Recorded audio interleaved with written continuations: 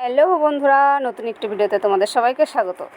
এখন যেহেতু কাঁঠালের সময়, তাই ভাবলাম একটু কাঁঠাল দিয়ে কিছু একটা তৈরি করি। তো তার জন্য প্রথমেই আমি কাঁঠালের কোয়াগুলো ছাড়িয়ে নেব, তারপর তার ভেতর থেকে বীজগুলো বের করে নেব, সেটিকে মিক্সিং বোলে দিয়ে বেশ পেস্ট করে নেব। তারপরে আমি একটা বাটিতে নিয়ে নেব ময়দা, চিনি, লবণ, তাতে দিয়ে দেবো সেই পেস্ট করা কাঁঠাল, দিয়ে ভালো করে মিক্স করে নেব। মিক্স করার পর সেটি দিয়ে একটু ডো তৈরি করব। এই রেসিপিটা কিন্তু আমি প্রথমবার ট্রাই করছি। তো তারপর সেটিকে লেচির মতো কেটে সেটিকে বেলে নেব। তারপর কড়াইতে দিয়ে দেবো সাদা তেল।